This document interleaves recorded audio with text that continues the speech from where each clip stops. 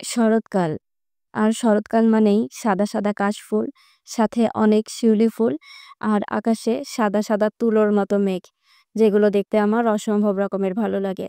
শরৎকালে প্রকৃতি যেন এক নতুন রূপে সেজে ওঠে। আর আমি যেহেতু ভ্রমণপ্রিয়াসু একজন মানুষ, একটু সুযোগ পেলেই এদিকে সেদিকে ঘুরতে চলে যাই। এই জায়গাটাতে আমি গত ২ বছর ধরে কাশফুল দেখতে যাই। এই জায়গাটা আমার বাড়ি থেকে খুবই কাছে হওয়ায় এবং এখানে ঘুরে আসতে খুবই কম খরচ লাগার জন্য এই জায়গাটা আমার কাছে বেশি ভালো লাগে। আর রাস্তার ২ ধারে এত, এত কাশফুল ছবি উঠানোর জন্য বা ভিডিও করার জন্য অথবা এখানে বসে কিছু সময় কাটানোর জন্য আমার কাছে খুবই ভালো একটা জায়গা মনে হয়।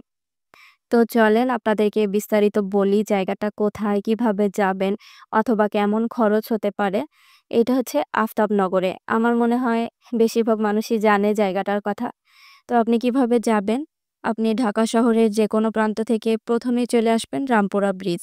রামপুরা ব্রিজ থেকে বলতে গেলে ১ মিনিট বা ২ মিনিটের রাস্তা একটু আপনার হাঁটতে হবে সামনে। সেখান থেকে জহুরুল হক সিটি নামের একটা রাস্তা চলে গিয়েছে। সেই রাস্তা দিয়ে আপনার এই কাশফুল দেখতে যাওয়া যায়। তো এখানে আপনার রিক্সা ভাড়া নেবে ৳৫০ অথবা ৳৬০, এর বেশি না। আর এখানে যাওয়ার জন্য কিন্তু বাসও আছে।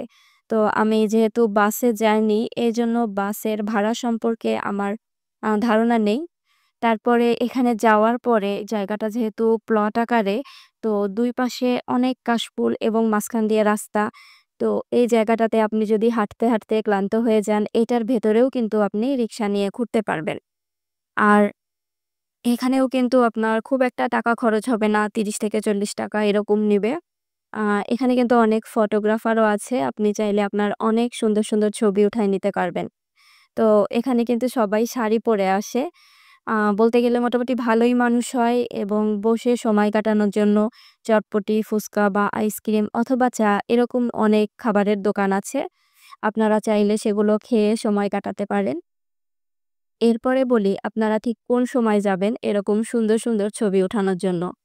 যখন বলতে গেলে রোদ থাকবে, বৃষ্টির দিনে তো অবশ্যই কাশফুল দেখতে যাওয়া উচিত না। কারণ বৃষ্টির দিনে কাশফুলগুলো সব বৃষ্টিতে ঝরে যায়। তো এরকম ছবি উঠাতে পারবেন না। আমার মনে হয় দুপুরবেলা বলতে আপনি ৩ টার দিকে বা ৩:৩০ টার দিকে যদি এখানে পৌঁছান তাহলে আপনি যেমন একটু রোদ পাবেন ছবি ওঠানোর জন্য, আকাশের সাদা, সাদা তুলোর মতো মেঘগুলোও দেখতে পাবেন এবং একদম শেষ বিকেলে যখন সূর্য ডুবে যাবে সেই দৃশ্যটাও কিন্তু আপনার কাছে অসম্ভব রকমের সুন্দর লাগবে। আর কাশফুল দেখতে আপনার কিন্তু কখনোই সবুজ রঙের জামা পরে যাওয়া উচিত না। কারণ সবুজ রঙের